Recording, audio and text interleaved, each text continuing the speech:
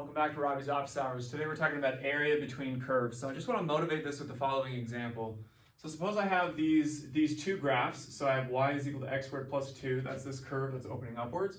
And then I have y equals 4 minus x squared. So that's this one that's opening downward like this. And let's suppose I ask myself the question, I want to know what is the area in between those two curves. Okay? Well, the way I can kind of think about that is I can say, well, look, if I know what these 2 points are here on the x-axis, okay, so whatever those are going to correspond to where these two curves intersect. So step one should be find out the intersection points, okay? So really what I'm saying is their y values are the same there. So if their y values are given by these two equations, then those two equations should be equal to each other. So the question is, when is x squared plus 2 equal to 4 minus x squared? Okay, so we're just going to do the algebra. So move the x squared to the other side, move the 2 back over here. So if I add x squared, I get 2x squared. If I subtract 2, I get 4 minus 2, so that's 2. Divide out by 2, that tells me x squared is equal to 1. And the two solutions to that are that x equals plus or minus 1. Okay, so that means that this one's minus 1 and this one is positive 1.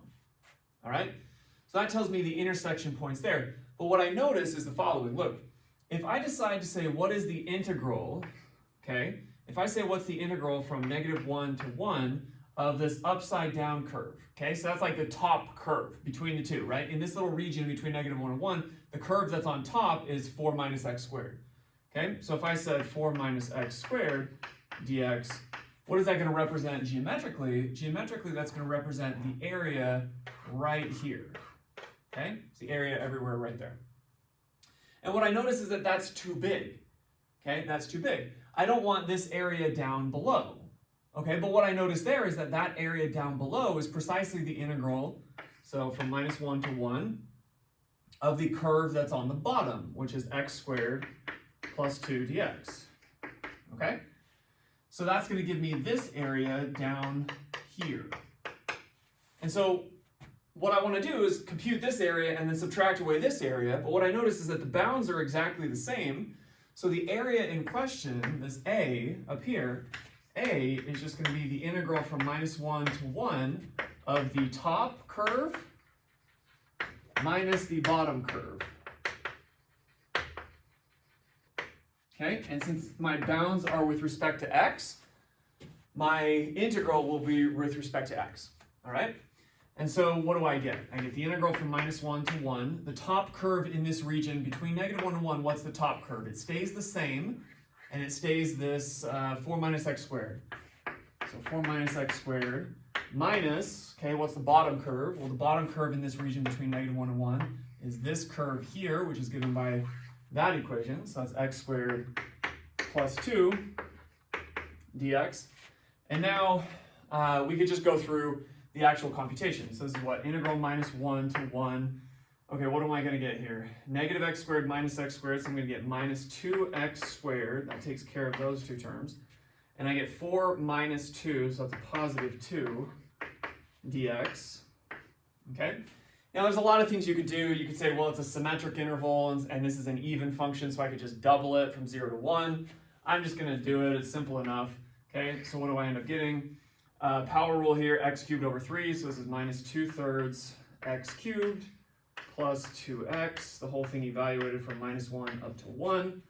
Okay, so if I plug in 1, I get minus 2/3 plus 2. Subtracting away what? Well, I'm just going to get the negatives of that. Plug in -1, that's going to give me a positive 2/3 here. And if I plug in -1, I get minus 2.